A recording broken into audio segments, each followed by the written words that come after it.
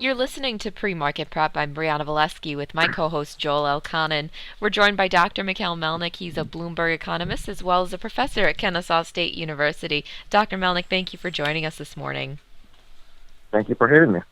We've had a pretty interesting week in U.S. markets, and much of that was due to perceived concern, over Chinese markets. What's been your take on this situation? Should we really be concerned about China, or should we really just kind of focus mostly on what's going on back home? Well, that's actually a very good question. First of all, I think it's the Chinese who have a curse. May you live in interesting times. And this week was certainly interesting.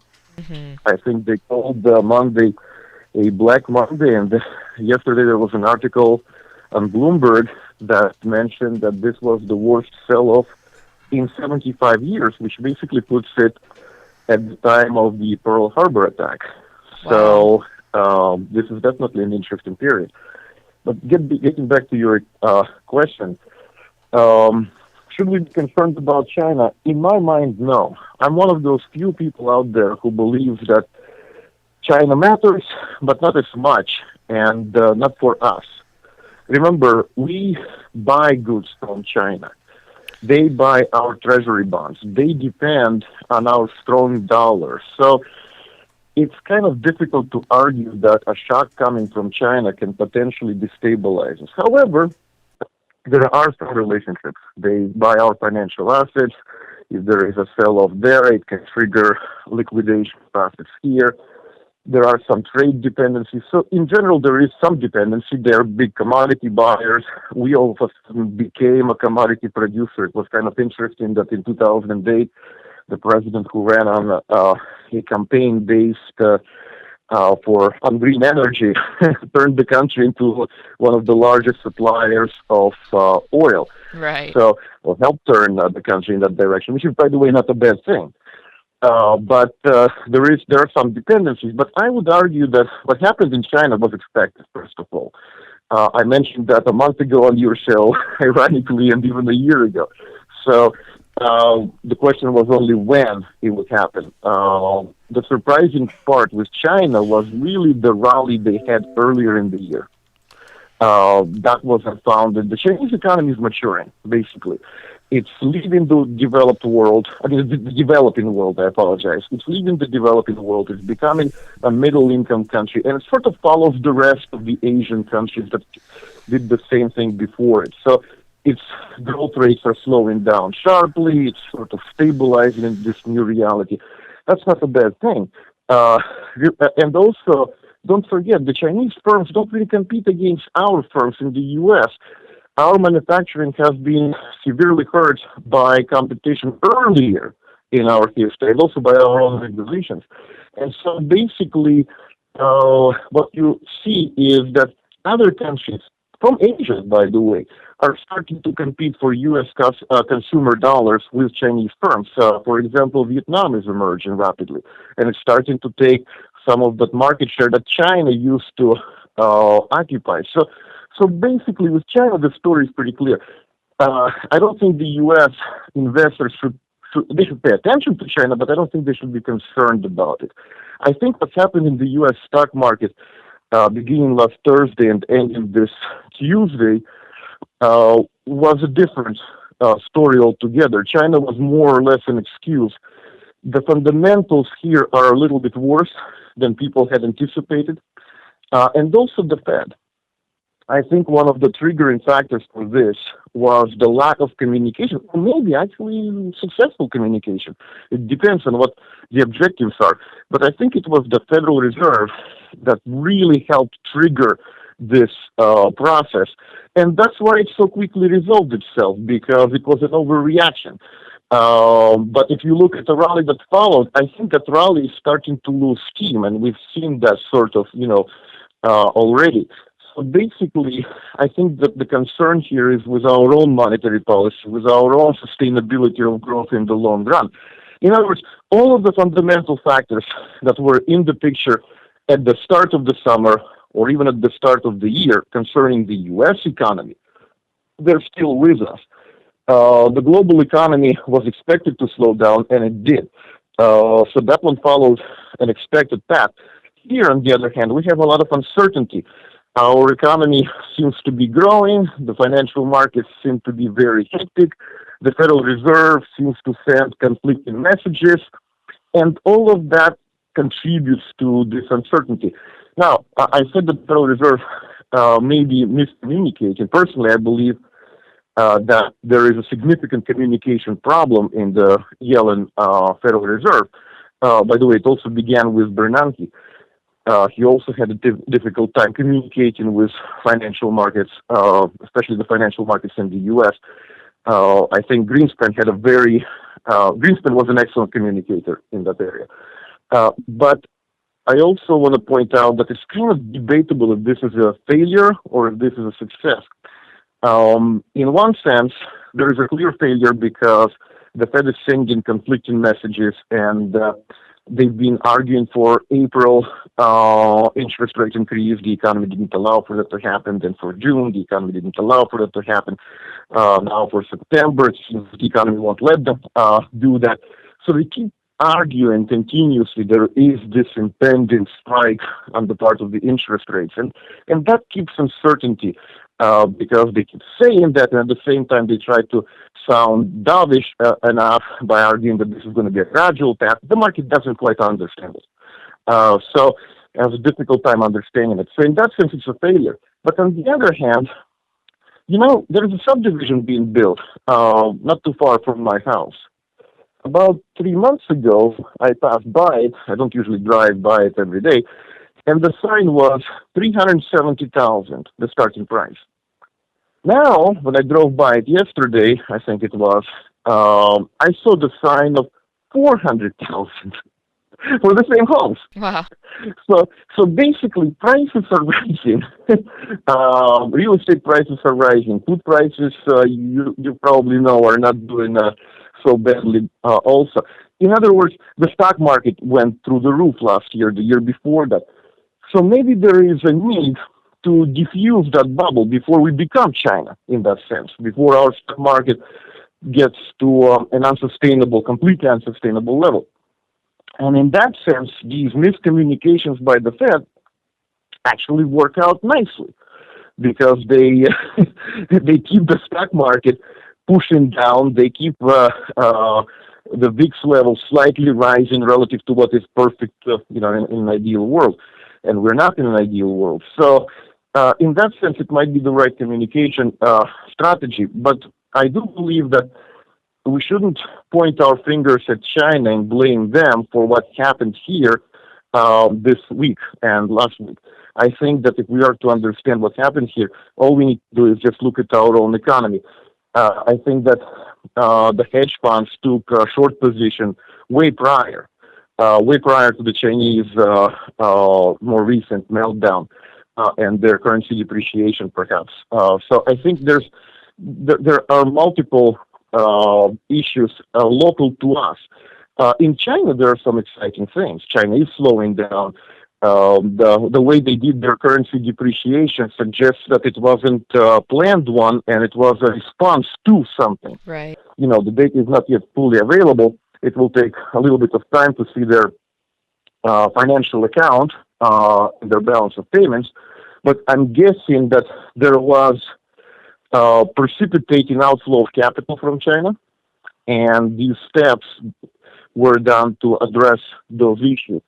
And not just to make themselves more competitive, but also to relieve some pressure coming from the financial account. Because why was it done in multiple stages? If all you need to do is make yourself more competitive, you'll really do it once.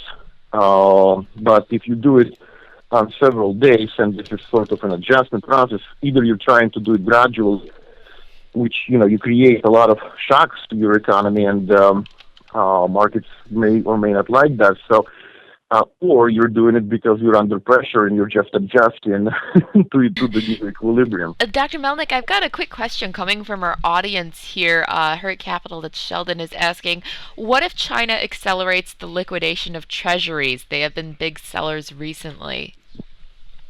Well, if they liquidate treasuries, then that's wonderful because then I'll be able to purchase some of them. Hopefully that will reduce their prices because, my standing on treasuries is very optimistic. because I do believe that the long-term rates in the United States will remain roughly where they are, possibly even slightly lower, for a very extended period of time. And by that, I mean pretty much the rest of my career as an economist, which might be short if I'm wrong, right? So, but going back to the question, because that is a good question, I always believe that people do whatever is strategically in their advantage. In other words, if the Chinese, if I were to analyze their behavior and try to predict what they would do, I would use this basic theory, from the game theory economics. You do whatever is your best response, right? Is it in the interest of China to liquidate significantly their holdings of the U.S. national debt? And what would that accomplish, right? Let's imagine they were to do that. This would raise the value of their currency, all else held constant, especially against the U.S. dollar, because they'll basically be liquidating U.S. dollars. If they wish to convert that debt holding into, say, the euro debt or the ruble debt or some other debt mechanism, which is possible, right? Then that will push the value of the dollar down against those currencies. And then the question becomes, what will those central banks do? What will those countries do when they see that response? But in either case, such a liquidation of U.S. national debt would push the value of the dollar down, which is not in the interests of China. They just devaluated their currency against the U.S. dollar.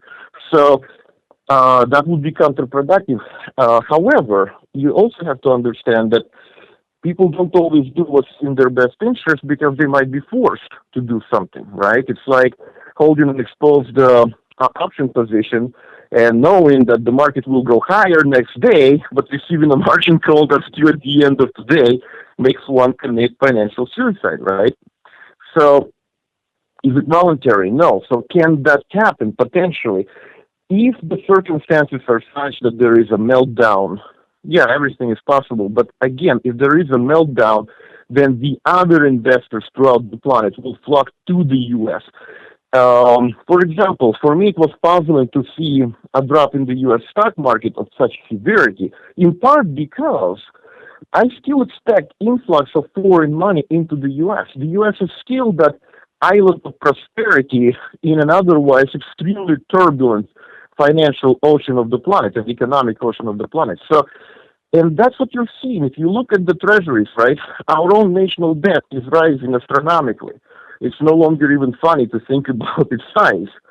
But if you look at the interest rates on the long-term bonds, they're very low. And I keep hearing this argument in the media, although it's getting less pronounced now, thank God. And that is that we expect to return to the historical levels. In other words, the rates will rise to where they used to be historically. No, the economy has changed. We're in a very different environment. History is now history, and the current environment, not just because of the monetary policy, but because of the technological progress, it has fundamentally changed. So the U.S. is stuck with low real interest rates for practically the foreseeable future. And since the global economy is falling apart, that keeps the inflation expectations relatively low. Just think about it this way. Right now, my personal estimation, and that's a statistical estimation, so it has a backing, it has a model to back it up. My personal estimation for the real rate is 0.7 to 0.8%. If you look at the rate of inflation over the next 20, 30 years as 2%, which is a relatively reasonable expectation for inflation, you're looking at the interest rate on the U.S. Treasury 30-year, 2.7%, between 2.7 and 2.8. And then if you introduce stocks like an expected reduction in inflation or rise, you can basically construct a range. But you're looking at 2.7 as sort of your benchmark. And what would change that, either a fundamental change in inflation expectations, in other words, people turn away from the dollar. Well, can that happen? No. And that's really where the question from your audience is. If China were to liquidate its holdings of U.S. national debt, that would signal moving away from the U.S. dollar. China, being so dependent on the U.S., can't afford it right now. Such a move is possible perhaps 10 years down the road.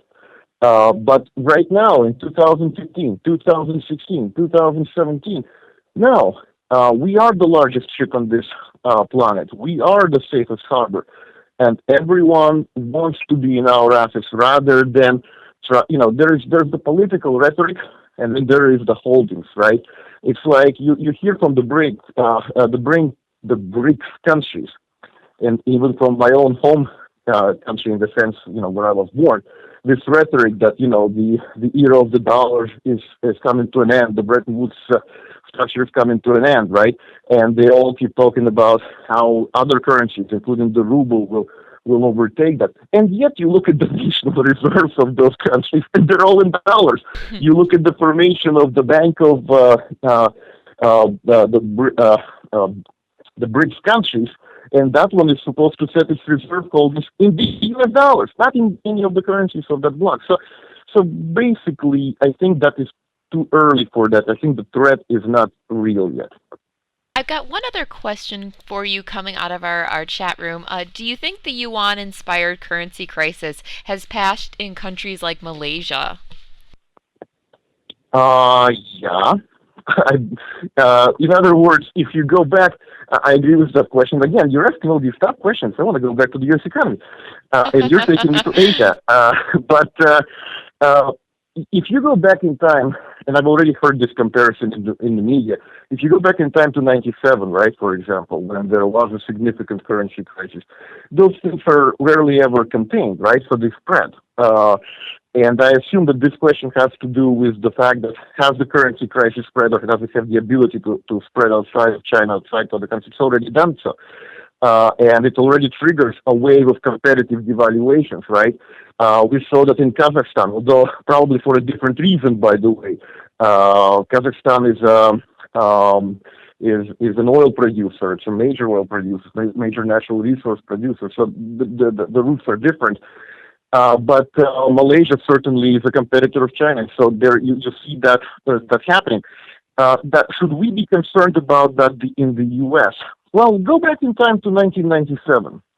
First of all, it was a much nicer year. We didn't worry about the economy as much, and I think we had nice growth, and the stock market was appreciating, and the stock of Yahoo really was Yahoo at a huge price, right? What happened in the U.S. as a result of that crisis? Nothing. Absolutely nothing. The only bad thing that happened was the long-term capital venture went belly up because they were over-invested in the options market and the contract market in currencies and foreign assets. Other than that, there was nothing bad. On the other hand, a lot of good happened. There was an influx of foreign capital, which helped feed our stock market boom, reduce the cost of for corporations of obtaining capital. There was a pressure on our inflation to come down, and as a result, we had lower inflation, which helped bring down interest rates on bonds and mortgages and so on and so forth. So the effect was actually positive. You're, by the way, seeing the same thing now. So, but if I may just interject one thing before you tell me that my time is up, I will also say that if you look at long-term interest rates and you factor in a rise in the federal funds rate, if you did that, which I don't expect this year, but let's assume there is one, that would actually flatten the yield curve, and that would actually help bring down the long-term rates in the United States. So if you look at the long-term bond structure, it seems that it's relatively well positioned, and the only enemy it currently has is inflation and its expectations. And while we're seeing this huge turbulence overseas, inflation expectations are not likely to be significant issue. That's why I've been arguing that long-term treasury bonds are a nice investment asset to balance your position right now with, because the threat to them in the short and medium range is relatively minute. We've been on the line with Dr. Mikhail Melnik. He is a Bloomberg economist. He joins us about once a month to give his take on the global macro and U.S. economy. Dr. Melnik, thank you so much for taking some time to join us on the show today. As always, we sincerely appreciate your insight and taking all of those tough questions we like to throw at you. Thank you. All right, you have a great day.